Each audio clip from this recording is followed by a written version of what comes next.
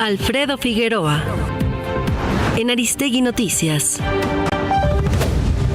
Alfredo Figueroa, buenos días. Buenos días, Carmen. Buenos días a ti y a todo el auditorio.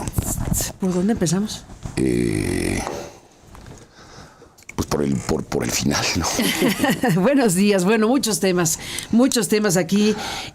No sé si estás en el punto, supongo que sí, las reformas secundarias a la reforma al Poder Judicial de la Federación. En materia electoral ya hay bastante materia. Nos mandó Jorge Alcocer una parte importante sobre cómo se está pretendiendo eliminarle las facultades al órgano colegiado, del cual tú en su momento fuiste parte como autoridad electoral. Esa es una parte importante, pero también me alertan de algo muy delicado y grave, que es la adición al artículo 500 de estas leyes que están siendo modificadas.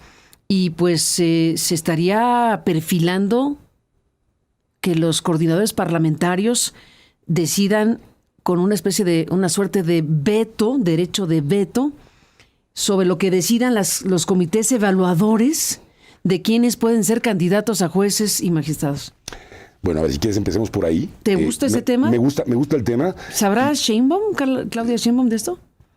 Bueno, no sabemos. No sabemos, ahora le llamamos. ¿Estará de acuerdo o no? Ojalá si ya terminó la mañanera bueno, a ver, pueblo. Ese es un tema. Pero, a ver, creo que ese es un tema, entremos a él, y me parece que hay que continuar el debate que has mantenido esta mañana, y me ha parecido muy importante desde el debate que has tenido aquí, y yo, déjame decirlo así, sé que soy parte del asunto, pero creo que aquí se ha mantenido un tema de deliberación desde lo que ha sido la reforma constitucional, como no he visto yo en ningún otro medio en este país.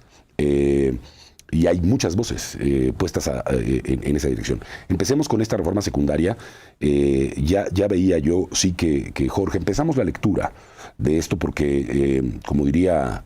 No quiero repetir a Porfirio Muñoz Ledo, pero qué manera de legislar, ¿no? Qué manera de legislar, a la memoria. Sí, a la memoria del gran personaje de Porfirio, y luego, ya sabes, les mentó a la madre, ¿no? Y luego les mentó a la madre. Qué manera de legislar. Exactamente. Esto es una cosa de una velocidad incomprensible desde el punto de vista de la construcción institucional. Poco razonable, absurda, en muchos sentidos. Ya aquí se han revelado algunos de los absurdos mayores que ha tenido esa reforma, y hay otros tantos que podríamos seguir viendo. En las secundarias, lo primero que vemos es esta no es una perla, sino una bola rápida del artículo 45 de la LEGIPE, que sin ninguna... ¿Bola rápida? Sí, pues es una bola rápida, Carmen. Misil.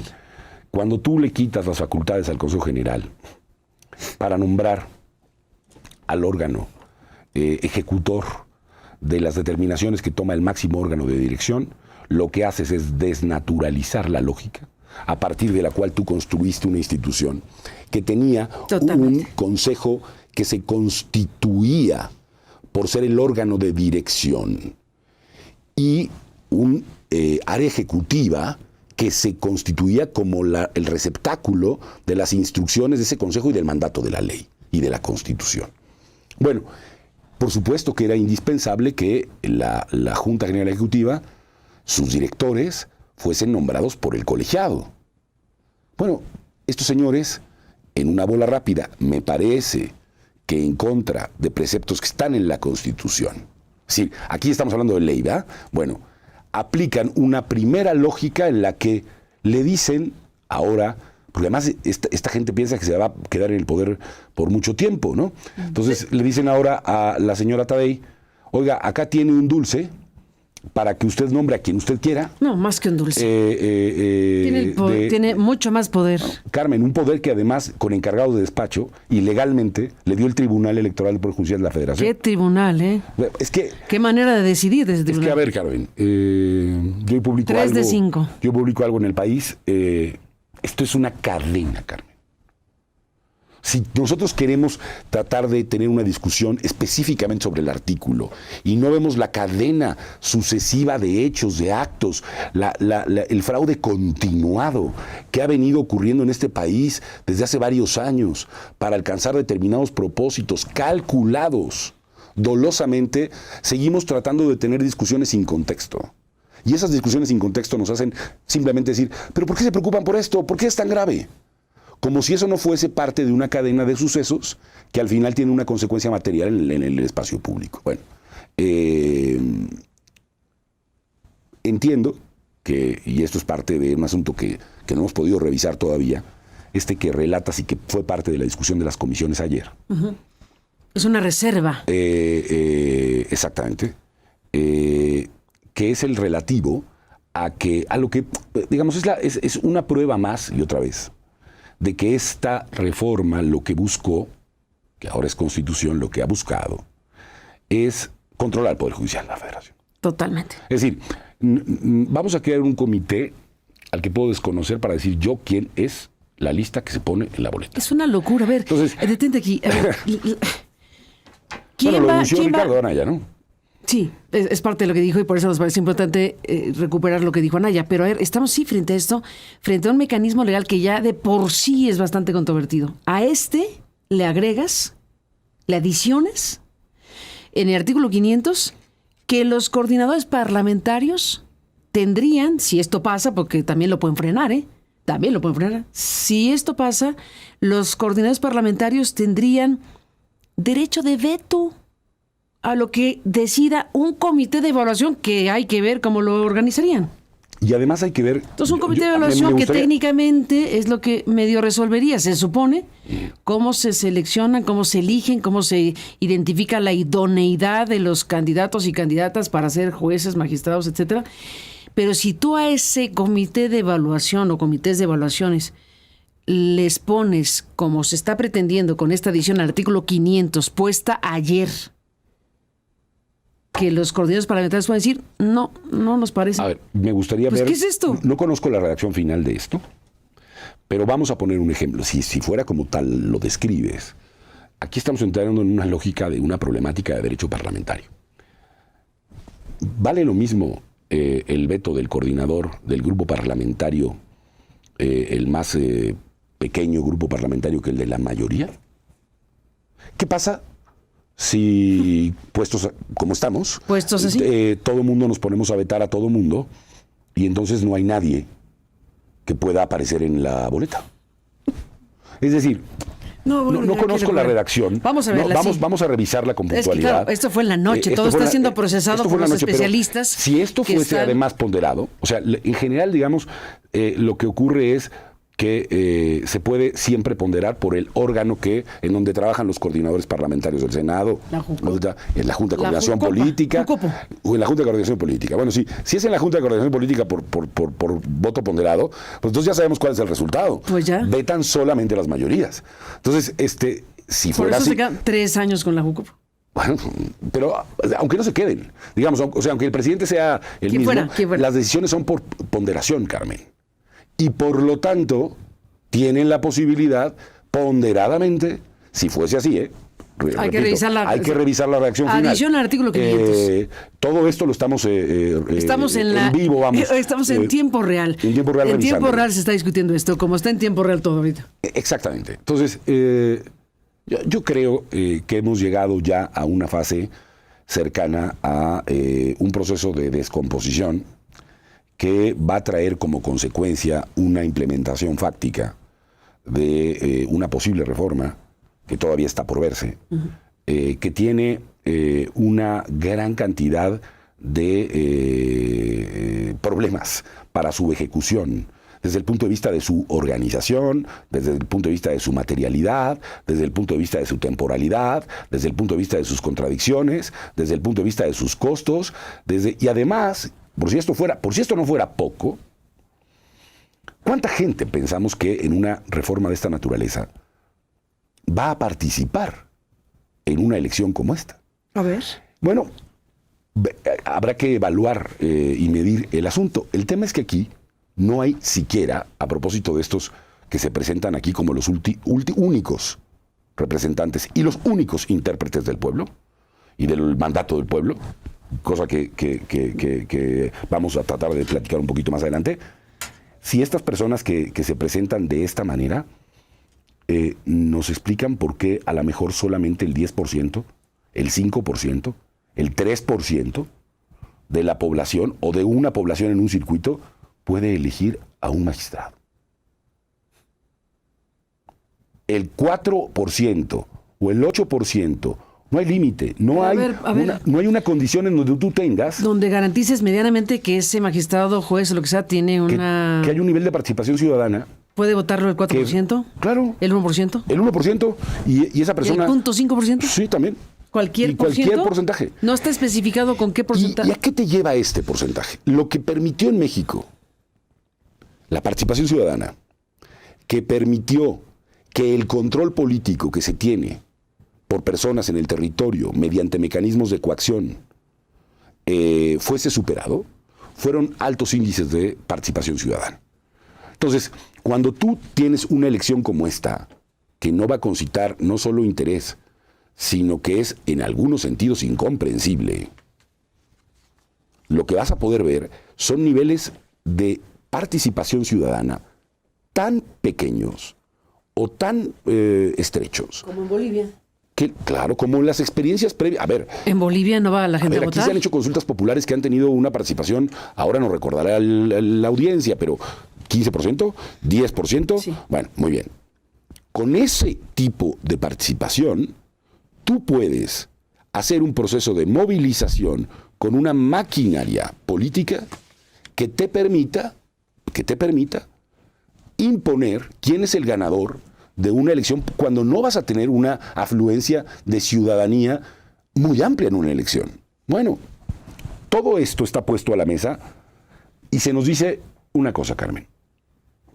Se nos dice, bueno, lo dicen algunos juristas, escuché y respeto la opinión que tiene Valadez respecto de la posibilidad de revisar o no la constitucionalidad de una reforma constitucional, de un fragmento hoy de la Constitución viva. Creo que su lectura, no la comparto desde luego, es una lectura de una literalidad. Del artículo 135, bueno, que solo habla de votos y no de otra cosa. A ver, sí. Nada más que para discutir... Que el presidente de la Corte, para efectos de revisar el proceso legislativo que puede ser o no desaseado, es solo para leyes, no para Constitución. No, bueno, basados en ese principio, entonces ni siquiera se podría entrar al análisis de la Constitución. Porque lo que está diciendo Diego Valadez, que es su punto de vista, es, y que lo hace además, y lo hace además desde un estudio profundo de la propia Constitución, es una lectura en donde efectivamente, digamos, expresamente en la Constitución, se habla de normas generales. Y entonces el análisis es qué es la norma general. Son leyes y normas generales. Y creo que se tendría que dar un debate importante entre lo que es el poder constituyente y el poder constituido, que es otra provocación que hay que hacerle al espacio público para decir, perdón, una cosa es el poder constituyente, que es el que hizo la Constitución, y una cosa distinta es el poder constituido. Bueno, el poder constituido puede hacer una reforma que atenta contra la división de poderes en este país, que es contraria a la naturaleza del poder constituyente. Es un asunto que hay que responder. Segundo, es un asunto que hay que responder, y ahí sí creo que no hay lugar a duda, si puedo entrar al análisis o no del procedimiento parlamentario. Este no es un proceso que tenga que ver con, se decía aquí, con el tiempo, ¿no? No, pues es que hubo tiempo o no hubo tiempo. Sí tiene que ver con eso, pero no tiene esencialmente que ver con el paso del tiempo simplemente. No es que, pasaron 15 días y entonces ya es constitucional, o pasaron 10 horas y no lo es. Tiene que ver con el proceso de conocimiento y deliberación de las minorías sobre aquello que se está reformando, Carmen. O sea, el criterio que hizo la Corte, por supuesto aplicado a leyes y a normas, es, no es un accesorio la deliberación de la representación del pueblo. No es, porque cuando nosotros vemos a un aunque legislador... no lo diga el artículo 135. Claro que aunque no lo diga el artículo 135, porque el proceso legislativo tiene condiciones democráticas o no democráticas. Entonces, claro, si nos vamos digamos, al siglo pasado, principios del siglo pasado, y decimos, ¿cómo es que se daba el proceso de deliberación democrática? pues encontraremos unas condiciones de deliberación distintas a las que hoy tenemos. Pero el derecho, la realidad y la interpretación de la Constitución, y esto lo saben los juristas, pero también los científicos de la sociedad, no es un asunto pétreo. Se mueve, se reflexiona, se modifica. Hay cosas que reflexionar sobre alinderos que la realidad no te había puesto al frente. Por ejemplo, se está obviando toda una discusión. ¿Pétrea es la independencia judicial? La independencia judicial es una condición indispensable para la separación de poderes. Si esa independencia está siendo trastocada mediante una reforma, hay ahí una discusión de un poder constituido atacando al poder constituyente de esa Constitución. Independientemente de las balandronadas de algunos que he escuchado esta mañana aquí, que el senador Monreal en una parte, el diputado Monreal, que dice somos el poder constituyente y cosas así, y el señor Fernández Noroña aquí, ¿no? Vuelto tráiler, ¿no? Que también me hace recordar pues aquellas viejas canciones de Gallo Negro, Gallo Rojo, ¿no? De la época de la Guerra Civil, ¿no? El gallo negro era muy grande, muy fuerte, era un tráiler.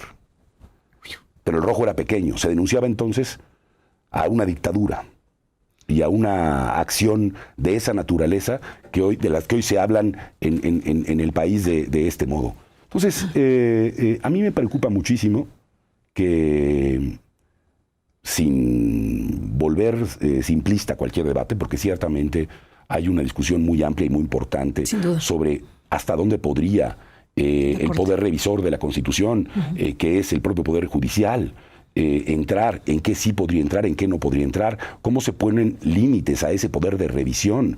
¿Se podría revisar todo lo que haga el poder reformador o el órgano reformador de la Constitución o no? Es decir, creo que ahí hay una moderación, pero hay un debate que tenemos que dar. Por supuesto. Y ese debate lo queremos reducir a cosas que yo he escuchado incluso de la propia presidenta de la República, diciendo, sí o sí va a haber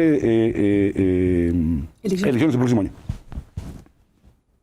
Oiga, ninguno de ustedes tiene facultad para afirmar eso. Eso es lo que dice la Constitución hoy. Y hay un procedimiento, un conjunto de ellos que están a revisión de la Corte. Si la pregunta es si va a haber elecciones por lo que hoy tenemos, pues hoy nada lo impide. Hoy nada lo ha detenido. Nada ha detenido eso todavía. Pero si hay un fallo de la Corte en una dirección distinta, entramos en una discusión de absoluta relevancia para el país.